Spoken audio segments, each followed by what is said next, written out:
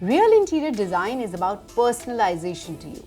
That is you, your needs, your utility, your preferences, your lifestyle, and the way you use your home should be the core of design for your home. When designing a young adult's bedroom, make sure their personal interests and style is incorporated in their space.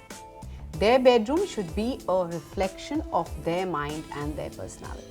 This is a space where they'll spend a lot of time in, so it should feel like their personal sanctuary that delivers the aura of comfort and peace. It's important to keep in mind to include pieces that a teenager would want in their bedroom for a much longer time.